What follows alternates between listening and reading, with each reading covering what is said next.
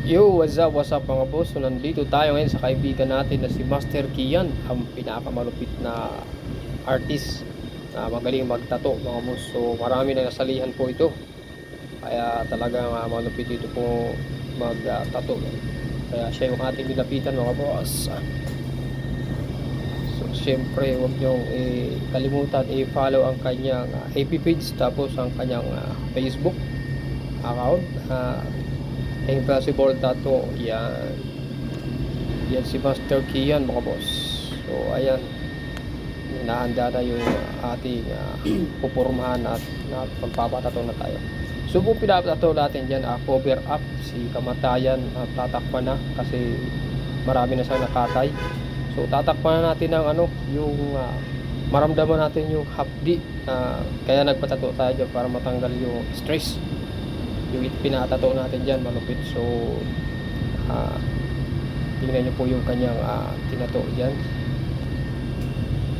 Ayan mga boss. So siyempre ramdam natin yung yan. So bawat ma-stress tayo, tatadtarin natin yung katawan natin ng tato.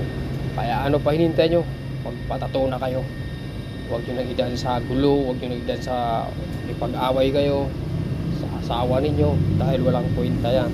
So ito na, magpapatato na tayo mga boss. Yan ang pinakamalupit dyan, yan ang dabis dyan. Lagi mong naiisip mga problema, ito na, ihukit mo na lang sa katawan mo na hindi mo sila maalala. Yan, kitang kita nyo mga boss. Yan si Master Kian, ang artist natin Nandyan! natagatato natin dyan mga boss. Malupit yan. So nag-start nga pala dyan na mga pasado mga alas 6 na. So natapos kami mga 11 na, alas 11 na po ng gabi dyan mga boss. So ayan, sulit yung karayom na pinasak dyan. Kaya the best talaga, swak na swak. Siyempre maramdaman natin dyan pag cover up talaga, maraming proseso yan, kaming posisi yan. Kailangan halukayin yung tamang linya din yan mga boss, para sulit. Yan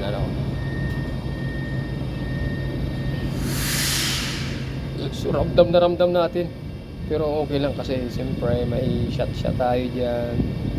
Sama sa buhay natin yan yung tagay-tagay habang tinatatuan para manhid tayo dyan, diba?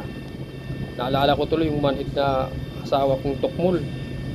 Yun na nagpamanhid sa sa sarili niya. Kaya pinaukit natin dyan yung malupitang tattoo na mayroong kahulugan, na mayroong bulaklak. Ibig sabihin dyan, na-attack yung ating puso, kaya meron pang flower, may orange na kulay. So ayan mga boss, yan, kitang kita mo yung tusok talaga. Sulit yan, ramdam natin yan. Bawat tinatatuan tayo, nararamdaman natin yung mga naranasan natin sa stress na yan. So okay, sana makarecover tayo mga boss. Bawat galaw, bawat pag-iisip niya, cover tayo. Cover, kaya natin to mga boss. Go lang sa buhay. Patato na kayo. Yan, yan ang paraan natin mga boss. Hayaan natin na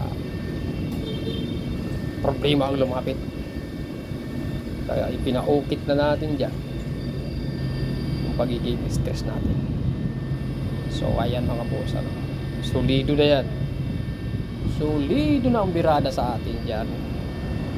Yo, what's up, ayan. So medyo madilim na dyan, napunta na kami ng gabi mga boss, dahil medyo matagal ang proseso niyan.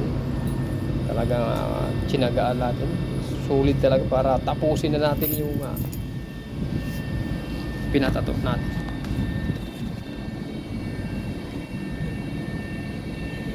Ayan o. Ramdam na ramdam ko yung sa biwit.